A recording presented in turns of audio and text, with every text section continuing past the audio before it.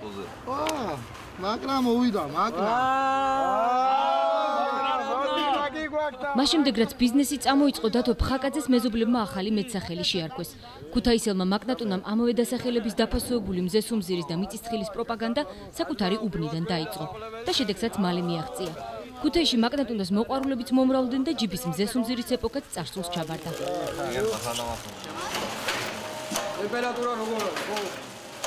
დათომ პირველი დაფასებული მზესუმზირა ჯერ ოჯახის წევრების დახმარებით გამოუშვა. მერე საქმეში ბავშვობის მეგობარი გია გუმბერიძე ჩართო. მინის საწარმო ერთობლივი ძალებით გახსნეს და ასორტიმენტში მიწისძღილით შეიტანეს. მართალია გაყიდული და გაჩუქებული პროდუქცია ერთმანეთის პროპორციულია, მაგრამ საქმე მაინც წინ მიდის. 12 კაციან კოლექტივს იმდენი საქმე აქვს, რომ მზესუმზირის საკნატუნოდ არავის ძალია. 2 წლის წიგი ბიზნესის დაწყება ძნელი იყო და რეალიზაციაც. ძნელი როგორ არ იყო? იყო ძალიან ძნელი იყო. ფაქტურად ხორცნა მიხდებოდა მაღაზიებთან. რომ დაეტოვებინა ჩვენი პროდუქცია და ეჭვის თვალით უყურებდა რა. ძალიან ბევრი მაღაზიების დიდი რაოდენობა. მაგრამ ჩვენი მუშაობით, შრომით, წმენით გაუძახით ჩვენ საქმეს და ფაქტიურად ბაზარი ავიღეთ. მაგნატუნას პოპულარობა საქაურები ნედლეულის ხარისხს უკავშირებენ, რადგან მზესუმზირა და მიწისძღილი ნესტს ადვილად იღებს უკრაინიდან მათ იმპორტზე თავიდანვე უარი თქვეს. ახალ-ახალი მარცვლეული მცირე პარტიებად კახეთიდან შემოაქვთ. ქუთაისელი ინჟინრების დამზადებულ დანადგარებში რეცხავენ, აშრობენ, ხალავენ და სასაქონლო სახეს აძლევენ. ბაზრის ათვისება დავიწყეთ ფაქტურად ჩვენი უბნიდან. ჩვენი უბნიდან მერე მეორე უბანში გადავედით, მერე მესამე უბანში გადავედით, მერე მანქანა შევიძინეთ. ფასი როგორც დავიწყეთ ჩვენ ჩაბარება 15 თეთრად, დღემდე 15 თეთრად ვაბარებთ.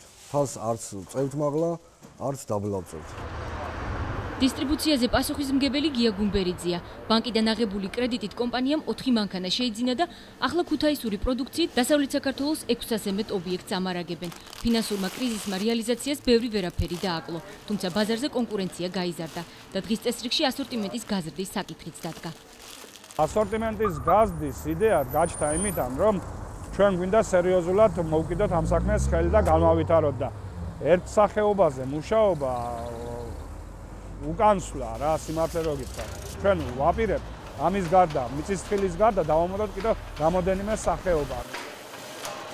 პროგრამა მაქსიმუმი აღმოსავლეთ საქართველოს ბაზარზე შესვლაა. ამისთვის ტექნოლოგიების განახლება და დამატებითი ინვესტიციებია საჭირო. აქაურები ბანკიდან ხელმეორე ცესხის აღებას არ აპირებენ და ცდილობენ წარმოების გაუმჯობესებას საკუთარი ფინანსური დანაზოგით. სავარაუდოდ 2 წელიწადში მიაღწიონ. ვაპირებთ აღმოსავლეთშიდაც შესვლას, მაგრამ ამას ბაზა ჭირდება, მომზადება ჭირდება.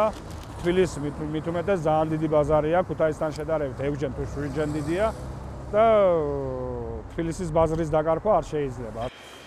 შემოსავლების დიდი ნაწილი სარეკლამო კამპანიაში იხარჯება. მეზობლებიდან დაწყებულმა აგიტაციამ ქუთაისის მედია სივრცესა და სარეკლამო ბანერებზეც გადაინაცვლა. ვისაც მაგნატუნა ჯერ არ გაუსინჯავს, მათ წაქეზებას დღეიდან საზოგადოებრივი ტრანსპორტის დახმარებითაც შეეცდებიან.